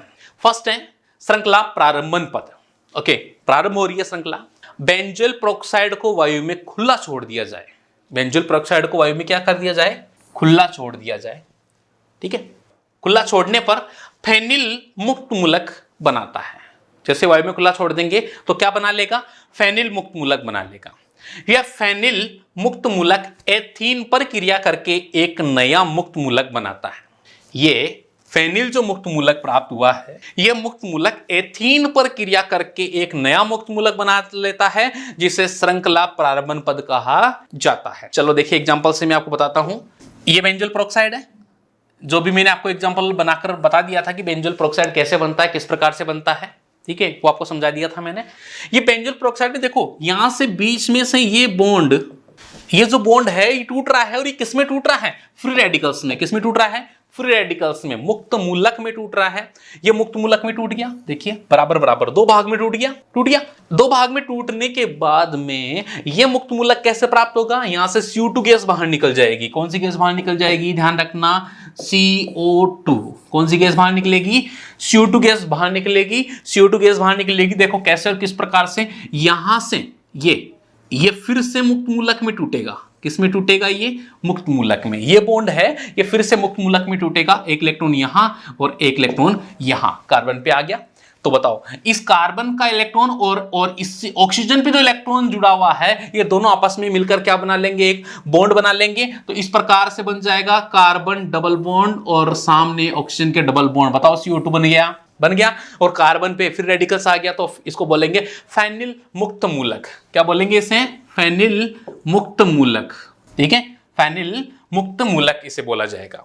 ओके, अब देखिए यहां से ये फेनिल मुक्त मूलक है, ये फेनिल मुक्त मूलक एथीन, किससे, एथीन, ये एथीन है, एथीन यहां से टूटेगा मुक्त मूलक में। किस में टूटेगा, मुक्त मूलक में टूट गया, मुक्त मूलक में टूट जाएगा। देखिए यहां से इस प्रकार से टूट गया, ये मुक्त मूलक है। और ये कार्बन के ऊपर जो आपको दिख रहा है, ये जो इलेक्ट्रॉन दिख रहा है, ये जो बिंदु लगाई है, ये इलेक्ट्रॉन है। ये इलेक्ट्रॉन और इस कार्बन का इलेक्ट्रॉन आपस में क्या बना लेंगे, जुड़ जाएंगे, बॉन्ड बना लेंगे। देखो ये बॉन्ड बन गया, ये वाला बॉन्ड है, ये बन जाएगा, ठीक है। अब लेकिन लास्ट वाले कार्बन पे तो एक इलेक्ट्रॉन रह गया, तो इसको बोलेंगे फेनिल एथीन मुक्त मूलक। क्या बोलेंगे इसे, फेनिल एथीन मुक्त मूलक, फेनिल एथीन मुक्त मूलक।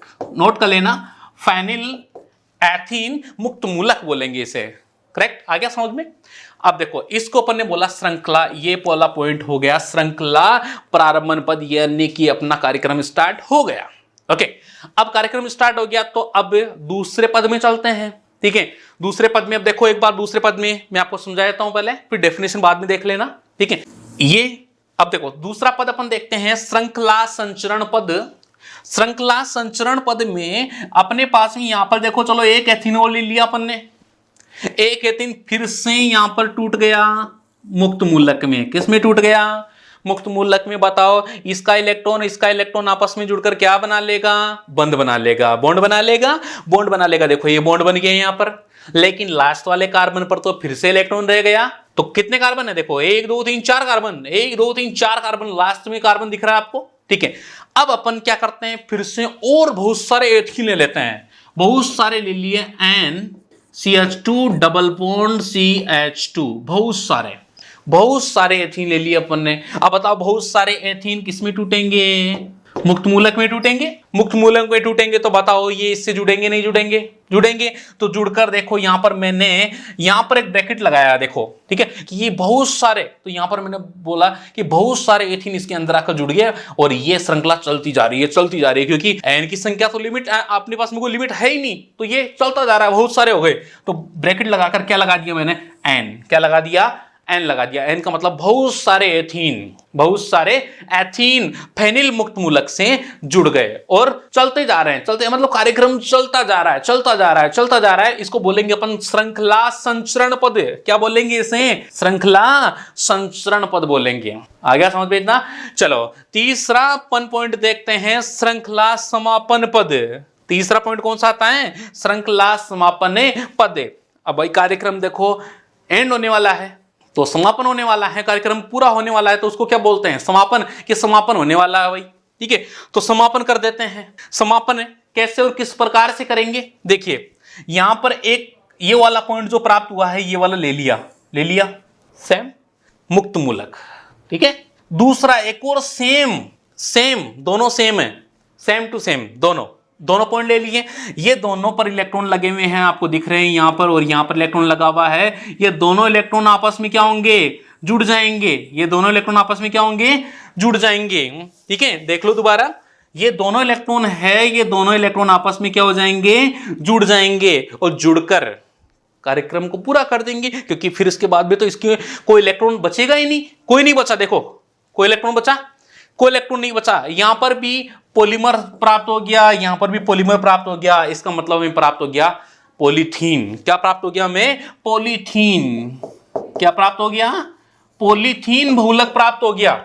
ठीक है, और पॉलीथीन बहुलक में कौन सा उत्प्रेरक भाग ले रहा है? यहां पर फेनिल मुक्त मूलक, जो बेंजोइल प्रोक्साइड से मिलकर बेंजोइल प्रोक्साइड से प्राप्त होता है। किससे प्राप्त होता है? बेंजोइल प्रोक्साइड से प्राप्त होता है फेनिल मुक्त मूलक। ठीक है, उत्प्रेरक के रूप में जो काम करता है। Okay, correct? आ गया समझ में? चलो एक बार पीछे थोड़ा डेफिनेशन देख लेते हैं, पीछे वाले पेज पे डेफिनेशन थी वो देख लेते हैं। स्ट्रक्चर आपको समझ में आ गई होगी। अब एक बार डेफिनेशन देख लेते हैं। देखो डेफिनेशन में पहला अपन ने देखा श्रृंखला प्रारंभन पद, आपको समझ में आ गया होगा।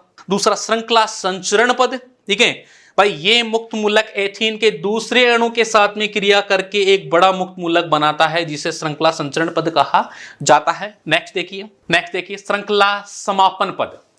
इस प्रकार अंतिम रूप में किसी अवस्था पर इस प्रकार बनने वाला उत्पाद मुक्त मूलक किसी अन्य मुक्त मूलक के साथ अभिक्रिया द्वारा बहुलकित उत्पाद बनाता है। इस चरण को श्रृंखला समापन पद कहा जाता है। क्या कहा जाता है इसको? श्रृंखला समापन पद कहा जाता है। देखिए तो इस चरण को श्रृंखला समापन पद कहा जाता है। ओके, ये पद निम्न प्रकार से संभव होते हैं। ठीक है, कैसे कैसे संभव होते हैं? देखो, दो मुक्त मूलक आपस में संयोग करके उदासीन अणु बना लेते हैं, इसको तो कहते हैं युग्मन क्रिया। कौन सी क्रिया कहते हैं? युग्मन क्रिया। यदि दो मुक्त मूलक, अभी बताया था मैंने कि दो मुक्त मूलक आपस में जुड़ गए और क्या कर दिया, अपने कार्यक्रम को खत्म कर दिया। ठीक है, तो इसको बोलेंगे युग्मन अभिक्रिया। कौन सी बोलेंगे, युग्मन अभिक्रिया। ठीक है, नेक्स्ट अपन देखते हैं सेकंड पॉइंट की दो, जैसे युग्मन अभिक्रिया देखो यहां पर भी एक छोटा सा दे रखा है। ठीक है, युग्मन कैसे और किस प्रकार से हुआ। ठीक है, तो यहां पर भी दे रखा है कि ये वाला जो समूह है और ये आर एक फ्री रेडिकल्स है। ठीक है, तो फ्री रेडिकल्स और ये मुक्त मूलक और मुक्त मूलक आपस में मिल गए। ठीक है, तो यहां से ये मुक्त मूलक मिलकर और इसको कार्यक्रम को फिनिश कर दिया। एक तो ये हो सकता है। ओके, दूसरा कि दो मुक्त मूलक हाइड्रोजन के स्थानांतरण द्वारा उदासीन अणु का निर्माण होता है, जिसे असमानुपातन कहा जाता है। क्या कहा जाता है, इसे असमानुपातन कहा जाता है। क्या हो जाए, मुक्त मूलक हाइड्रोजन का स्थानांतरण, यानी कोई हाइड्रोजन कहां से निकला, किस रूप में निकलेगा, मुक्त मूलक के रूप में। किस रूप में निकलेगा, मुक्त मूलक के रूप में। मुक्त मूलक के रूप में निकलकर कहीं और चला जाए। देखो वेरी सिंपल। ठीक है, कैसे होगा, वेरी सिंपल। देखो यहां पर कितने मोल लिए हैं भाई, 2 मोल ले रहे हैं। ठीक है, 2 मोल, और किसके ले रहे हैं, मुक्त मूलक के ले रहे हैं। अब यहां से मुक्त मूलक के ले रहे हैं, तो देखो एक कॉमन सेंस की बात है कि यहां से हाइड्रोजन कहां से निकल रहा है, किस प्रकार से, एक मॉलिक्यूल, ये ऐसे 2 मॉलिक्यूल है। ठीक है, 2 मॉलिक्यूल्स हैं। ठीक है, एक व्हाइट पेज में आपको समझा देता हूं। देखो एक व्हाइट पेज में कैसे और किस प्रकार से कि ये 2 मॉलिक्यूल है और कहां से इसमें हाइड्रोजन निकलेगा और कैसे निकलेगा और कैसे आपको इसको समझाना है और कैसे पॉलीमर का निर्माण होगा। ठीक है, हाइड्रोजन का स्थानांतरण कहां से होगा, किस अणु से होगा। ठीक है, वो अपन को देखना है। ओके, तो देखो व्हाइट पेज में यहां से हो जाएगा अपना जो एग्जाम्पल है, जैसे ले लिया अपन ने यहां पर RCH2CHX और ये पॉलीमर बन गया बीच में। ठीक है, और यहां पर ये CH2CHX फ्री रेडिकल्स। ओके, ये अपने पास में अपन ले रहे हैं 2 मॉलिक्यूल। कितने मॉलिक्यूल हैं, 2 अणु। कि 2 अणु से आपस में कौन हाइड्रोजन कहां से निकलेगा और कैसे निकलेगा। वापस ले लेते हैं एक और मॉलिक्यूल, वो एग्जांपल समझा रहा हूं जो पीछे लिखा हुआ है। ओके, NCH2CHX फ्री रेडिकल्स, दोनों सेम है, देख लीजिए दोनों सेम है। ठीक है, अब मैंने बोला कि हाइड्रोजन का स्थानांतरण होगा और हाइड्रोजन का स्थानांतरण कहां से और कैसे होगा, किस प्रकार से होगा। ठीक है, तो देखिए हाइड्रोजन का एक जगह से हाइड्रोजन का स्थानांतरण होगा। मान लीजिए कि यहां से इसको हाइड्रोजन को मैं अलग से शो कर देता हूं। देखिए CH और यहां पर हाइड्रोजन ये लगा दिया, वो सेम है। इसको भी CH2 बोलेंगे, इसको भी CH2 बोलेंगे। ठीक है, अब यहां से ये हाइड्रोजन निकलकर ये हाइड्रोजन टूटेगा फ्री रेडिकल्स में। एक इलेक्ट्रॉन ये इसको देगा और ये अपना एक इलेक्ट्रॉन ले लेगा, तो ये फ्री रेडिकल्स में और ये फ्री रेडिकल्स में। ओके, अब यहां से आपको दिख रहा है कि यहां ये फ्री रेडिकल और ये फ्री रेडिकल, ये फ्री रेडिकल, ये फ्री रेडिकल। ठीक है, तो यहां से देखो हाइड्रोजन को मैं हटा रहा हूं, यहां से हाइड्रोजन हट गया। ओके, हाइड्रोजन हट गया और CH और CH पे देखो फ्री रेडिकल आ गया।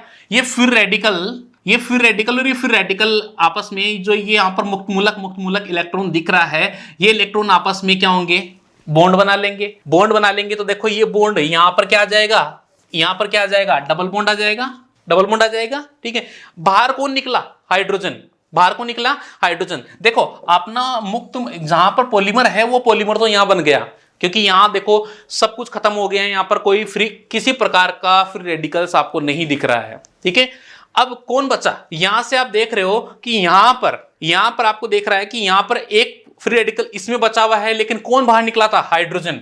वो हाइड्रोजन जो फ्री रेडिकल वाला है वो हाइड्रोजन कहां आएगा, यहां आकर इससे बॉन्ड बना लेगा और ये क्या बन जाएगा, यहां पर CH2 क्या बन जाएगा, यहां CH2 बन जाएगा। ओके, तो ये भी फिनिश हो गया और ये भी फिनिश हो गया, दोनों पॉलीमर फिनिश, राइट। ठीक है, तो इस प्रकार से इस क्रिया को बोलेंगे असमानुपातन। क्या बोलेंगे इसे, असमानुपातन। क्लियर, आगे समझ में आ गया होगा आपको। चलो बहुलक में आगे अपन देखते हैं कि कुछ कॉन्सेप्ट ऐसे भी होते हैं जिनमें कि श्रृंखला समापन करनी हो तो हमें उसमें कुछ ऐसे केमिकल डालकर भी श्रृंखला को समाप्त किया जा सकता है, श्रृंखला को रोका जा सकता है और उसे पॉलीमर प्राप्त किया जा सकता है। कैसे, जैसे अपन श्रृंखला समापन करने के लिए स्थानांतरण तो अपन ने देख लिया कि हाइड्रोजन का स्थानांतरण होता है, उसके बाद में निरोधक के रूप में भी कुछ डाला जा सकता है और जिससे क्या हो सकती है, श्रृंखला का समापन हो सकता है। ओके, क्या डाला जा सकता है, निरोधक। निरोधक का मतलब है रोकने वाला, इंग्लिश में बोलते हैं इनहिबिटर। इंग्लिश में क्या बोलते हैं, इनहिबिटर। और इनहिबिटर डालकर श्रृंखला का समापन किया जा सकता है। ठीक है। जैसे कार्बनिक प्रोक्साइड मुक्त मूलक बहुलकन को बढ़ाते हैं, किंतु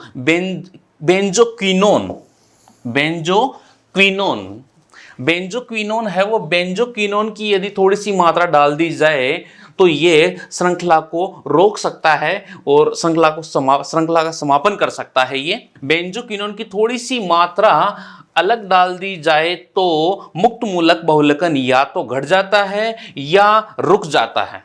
ओके, बेंजोक्विनोन है जो डाल दें तो या तो ये श्रृंखला को रोक देगा या घट जाएगा। ठीक है।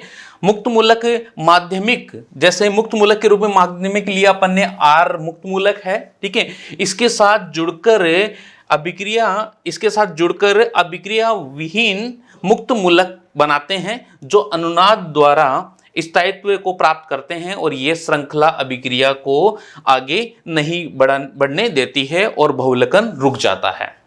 ओके, तो जनरली अपने देखा कि श्रृंखला समापन में बेंजोक्विनोन डालकर अपन श्रृंखला को घटा सकते हैं या श्रृंखला को समाप्त कर सकते हैं, रोक सकते हैं। ठीक है, यह श्रृंखला समापन में भाग लेता है। मेनली ध्यान रखना बेंजोक्विनोन। ठीक है। और जनरली ये रीजन क्या रहता है, कैसे क्रिया करता है, अनुनाद। कौन सी क्रिया करता है ये, अनुनाद। ठीक है, अनुनादी क्रिया की वजह से ये क्या प्राप्त कर लेता है, स्थायित्व। क्या प्राप्त कर लेता है, स्थायित्व प्राप्त कर लेता है। अनुनाद की क्रिया द्वारा ये स्थायित्व प्राप्त कर लेता है और अभिक्रिया क्या हो जाती है, बहुलक अभिक्रिया समाप्त हो जाती है या बहुलकन रुक जाता है और हमें पॉलीमर प्राप्त हो जाता है। ठीक है। देखो नेक्स्ट में आपको अनुनाद में दिखाता हूं यहाँ पर कि ये देखते हैं, यहाँ पर ये है बेंजोक्विनोन। क्या है ये, बेंजोक्विनोन। ये बेंजोक्विनोन है। ठीक है। अब बेंजोक्विनोन में आर जो है अपना मुक्त मूलक है। आर क्या है, यहाँ पर मुक्त मूलक है।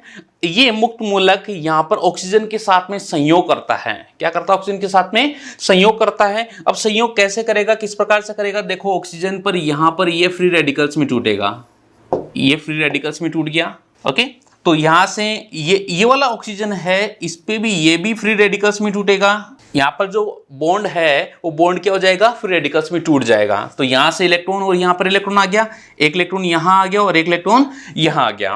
ओके, अब यहां से देखो इस मुक्त मूलक वाले इलेक्ट्रॉन से आर आकर यहां पर जुड़ जाता है।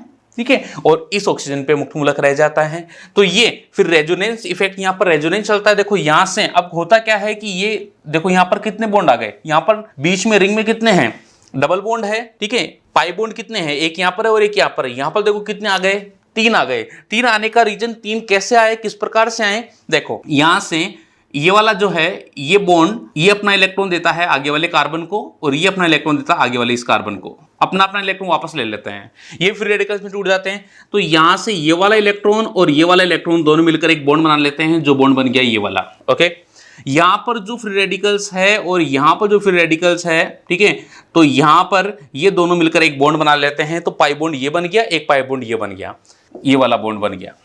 ठीक है, तो इस प्रकार से ये 3 बॉन्ड आ जाते हैं, 3 पाई बॉन्ड आ जाते हैं। ठीक है, तो इस प्रकार का ये अनुनाद की क्रिया इसमें चलती रहती है और अनुनाद की वजह से इसमें स्थायित्व आ जाता है। ओके, चलो आगे चलते हैं। रेजोनेंस अपन ने वैसे अलग से लेसन है अपना, ठीक है, तो उसमें अपन ने रेजोनेंस पढ़ा है। ठीक है, तो उसके अकॉर्डिंग अपन रेजोनेंस की चर्चा यहाँ पर ज्यादा नहीं करेंगे, सिर्फ इतना ही ध्यान रखेंगे कि इसमें रेजोनेंस होता है और रेजोनेंस की वजह से स्थायित्व आ जाता है। चलो आगे देखते हैं पॉलीमर में। फर्स्ट अपन ने पढ़ लिया कि मुक्त मूलक क्रियाविधि, और अब सेकंड आती है धनायनिक क्रियाविधि। धनायनिक क्रियाविधि में देखो कि किस प्रकार से कौन सा धनायन और किस प्रकार से धनायन बनता है और किस प्रकार से मूलक का निर्माण होता है। देखिए धनायनिक क्रियाविधि में, धनायनिक क्रियाविधि क्या होती है कि धनायन बहुलकन की क्रिया में सामान्यतः प्रोटॉन अम्ल भाग लेते हैं, जैसे H2SO4, हेलोजन अम्ल है जैसे HF, लुईस अम्ल भाग लेते हैं, AlCl3, BF3, SnCl4 आदि इसमें भाग लेते हैं। ठीक है, इसलिए ये अम्लीय माध्यमी क्रिया होती है। इलेक्ट्रॉन मुक्त करने वाले समूह को रखने वाले एकलक धनायन जैसे मैथिल, एथिल आदि बहुलकन की क्रिया में भाग लेते हैं। ओके, ये भी 3 पदों में संपन्न होती है। 3 पदों में कैसे? पहला पद आता है वही प्रारंभन पद, और दूसरा पद आता है संचरण पद, और तीसरा आता है समापन पद। तो यहां पर भी वही 3 पद पढ़ेंगे जो अपन ने मुक्त मूलक क्रिया विधि में पढ़ा, वही अपन यहां पर 3 प्रकार के पद यहां पर पढ़ेंगे। पहला पद आता है श्रृंखला प्रारंभन पद। अब श्रृंखला प्रारंभ पद में क्या होता है, किस प्रकार से रिएक्शन होती है, ठीक है, तो देखते हैं अपन इसमें कि श्रृंखला प्रारंभ पद में जो लुईस अम्ल होते हैं, वो लुईस अम्ल इलेक्ट्रॉन स्नेही की तरह व्यवहार करते हैं। क्या? इलेक्ट्रॉन स्नेही की तरह लुईस अम्ल व्यवहार करते हैं। तो देखो, देखते हैं कैसे और किस प्रकार से। इलेक्ट्रॉन स्नेही क्या होता है, पहले तो ये देखें थोड़ा सा इंट्रोडक्शन कि इलेक्ट्रॉन स्नेही होता है जो इलेक्ट्रॉन से स्नेह करने वाले होते हैं, जो इलेक्ट्रॉन से क्या स्नेह करने वाले होते हैं, इलेक्ट्रॉन स्नेही कहलाते हैं। और उन इलेक्ट्रॉन स्नेही को ही अपन क्या कहते हैं, लुईस अम्ल कहते हैं। ओके, तो इलेक्ट्रॉन से स्नेह कौन करेगा, पॉजिटिव चार्ज वाला। कौन स्नेह करेगा, जिसके पास में पॉजिटिव चार्ज होगा, ठीक है, जहां पर धनावेश होगा वो इलेक्ट्रॉन से स्नेह करेगा, क्योंकि इलेक्ट्रॉन के पास में क्या होता है, नेगेटिव चार्ज होता है। ओके, और जहां नेगेटिव चार्ज होता है तो उसके पास में कौन जाएगा, जिसके पास में इलेक्ट्रॉन की कमी होगी। और कमी कहां होती है, या तो अपन कहें कि अपूर्ण अष्टक वाले जिसके पास में इलेक्ट्रॉन की कमी है, या जहां पर धनायन आ रहा है तो धनायन का मतलब होता है इलेक्ट्रॉन की कमी। ओके, चलो देखते हैं, आगे समझते हैं। अम्ल प्रोटॉन मुक्त करता है, तो ये तो आप बिल्कुल जानते होंगे। जैसे H2SO4 ले लिए यहां पर, H2SO4 कैसे टूटता है, H+ में और HSO4 माइनस में। तो बताओ, H+ प्रोटॉन मुक्त कर रहा है। यहां पे हेलोजन अम्ल है HF, तो यहां पर ये H+ और F माइनस में। BF3 है एक लुईस अम्ल है, तो ये जल के साथ में जब क्रिया करता है तो प्रोटॉन मुक्त करता है। जैसे इसको जलीय विलयन में घोला, जल के अंदर इसमें उसको घोला जाता है, विलायक जो जल है इसमें BF3 को घोला जाता है, तो वहां पर H+ आयन मुक्त हो जाते हैं, और वो विलयन जो प्राप्त हो रहा है वो विलयन अम्लीय व्यवहार प्रदर्शित करता है, क्योंकि वहां पर H+ आयन मुक्त हो जाते हैं। ओके, ऐसे ही जल को AlCl3 को किसमें, जल में H2O के अंदर डाला जाए तो AlCl3 तो देखो उत्प्रेरक के रूप में कार्य करता है, और H2O है वह सह उत्प्रेरक के रूप में कार्य करता है। और जैसे ही इसको जल में घोला जाता है तो H+ आयन मुक्त हो जाता है, और वह विलयन कैसा अम्लीय व्यवहार प्रदर्शित करता है, क्योंकि यहां से जो है HOH H+ में और OH माइनस में, तो H+ है वो तो मुक्त हो जाएगा, और OH माइनस आयन, क्योंकि AlCl3 के पास में अष्टक अपूर्ण होता है, तो ये इलेक्ट्रॉन को एक्सेप्ट करेगा, इलेक्ट्रॉन को ग्रहण करेगा, और ये बना लेगा AlCl3OH माइनस, ठीक है, यानी कि एक ऋणायन भाग बना लेगा और प्रोटॉन मुक्त कर देगा। ठीक है, तो आगे इसमें देखते हैं, मान लो कि कोई अपन यहां पर एग्जांपल ले लिया इस प्रकार से, देखिए इसी का एग्जांपल लेकर पढ़ेंगे अपन, अभी AlCl3 वाला एग्जांपल लेकर पढ़ेंगे। ठीक है, और धनायनिक क्रियाविधि कैसे और किस प्रकार से होती है।